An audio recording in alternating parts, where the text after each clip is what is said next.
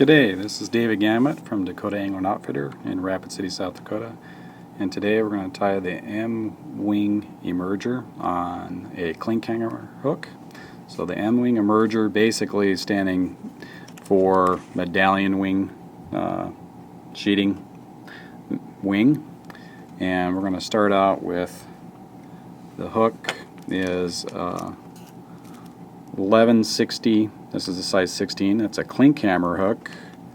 Has a real distinct bend here on that and a flat spot with the bend coming down, so the post will be coming straight up off this flat shank part here. We're going to start out with, and you can use this pattern in either mayfly, as in like a Baetis, blueing olive, some calabatis, you can do that pattern, various colors, pale morning dun. Basically any mayfly that's in your area, just apply the colors to what the mayfly is. I have a number 70 ultra thread. I'm going to start off with the thread about mid shank here. I'm going to take it to the back, run her all the way down, because this part's going to be the part that's going to hang in the water. This pattern is pretty similar to like maybe a brook sprout, but by using this Klinkhammer hook it makes a real nice looking bug. Use a CDC feather, just a small, very small one. Kind of pinch that between these two fingers, pass it off to the other two fingers, the thumb and index finger. Make a wrap, capture that. 1, 2, maybe 3 wraps. Pull the CDC to length, just about, I would say half the hook gap there. Just a little nub there to kind of mimic the emerging mayfly and its shuck. I'm going to wind this CDC feather all the way up to the top part of the shank. Hold the feather straight up and cut it off. I'm going to wind that thread back down.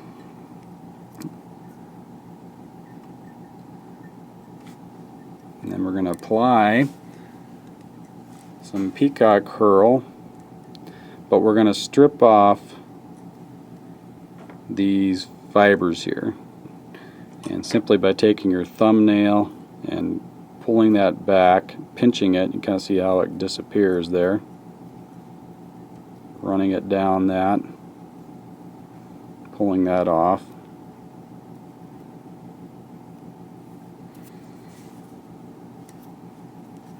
And end up with something like that.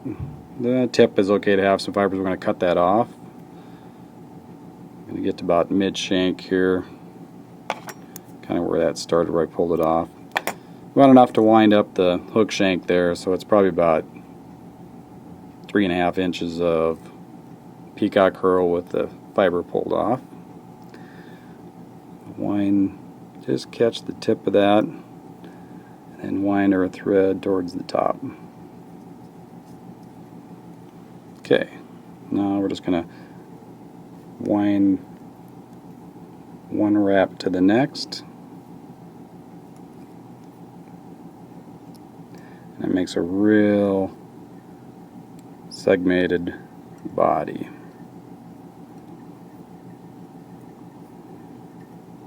Kind of a thin profile. If I wanted a wider profile, I'd add a little more thread right here. These mayflies are pretty skinny. Okay, take your thread and come right between the gap here. Go over once, twice is plenty. Hold that down, cut it off. Now that peacock curl can be kind of fragile at times. I'm going to take just a little hard head here, and we're going to dab on a bodkin here just a little bit. Just kind of run it along there. You don't need a whole lot. Take some of that off. Just kind of coat that, and that will harden up and help that from breaking off in the fish's mouth. If you don't put it on your fly, you can get quite a few fish with that. It just lasts longer that way. Okay, now we're going to apply the medallion sheeting, and it comes in various colors. Clear to tan to dun. dark done. And then the sheet,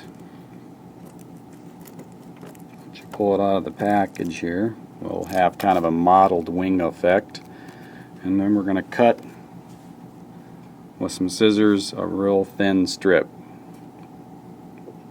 Then just bring that from underneath the hook, capture that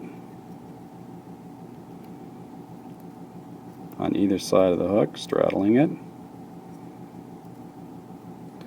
Bring your thread from this side, I hope you can kind of see that, wrapped around the back, then the front, and the back, and the front. We'll do a little dubbing here. I'm a fan of the UV ice dub. I really like the UV colors. I have a kind of a theory here that the fish really can see that UV better than we can, and it kind of has a key factor to this. So we're going to dub up a little thorax here. And then we're going to apply our hackle. Just make sure that you got the right kind of a size 16 hackle and this plays out there. And that kind of, you know, the distance between the hook gap, this is a little bit bigger, different on the Klinkhammer, but if you have a hook gauge or just regular 16, just kind of gauge that. When we do a parachute post, it's probably not as crucial to get it exact, but helps it post. Now, we're going to take this thread and kind of make a post here. Kind of build up. Pinch that down. That's going to be where we're going to wind our hackle.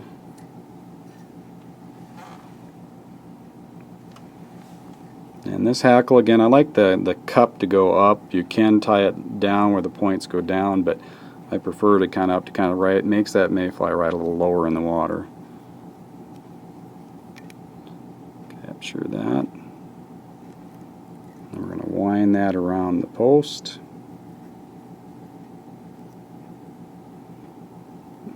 Can kind of be very sparse. I mean, one turn would probably do it, but we're going to want to make sure this rides high.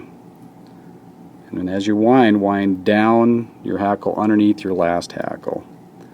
Okay, pull the hackle to my side, grab the thread, and we're going to wind right over the top of the eye to hold that. So you came right up through there with that thread. I'm going to pull this back. You can kind of see the eye here. Just grab a hold of the hackles, wind it back, get them out of the way. Build up a little thread head. Sneak your scissors right underneath there and cut that off. And we'll do a little whip finish here. Pull it off the side. Drop that, pull that in, and a little stick there. Cut the extra thread off. Not quite done with this fly yet. Kind of play with the hackle just a little bit, straighten it out. Okay, now here you got to kind of judge the gap or the length of the shank to the height of the, and use nice sharp scissors here. The medallion wing is a little slick, so sometimes it's hard to cut. So I'm going to make our length, even it up. I'm going to kind of round off the wings just a little bit. We're going to nip that side, nip that side. These scissors actually here are a tungsten carbide scissors, very sharp. Now, we're going to separate the wing here. And if you just put your thumb on it and press on it, pull up, it kind of curves that wing. And then do the same. Don't do too much. It'll curl up into a little ball if you do too much. Kind of like I did there, but we'll straighten that out.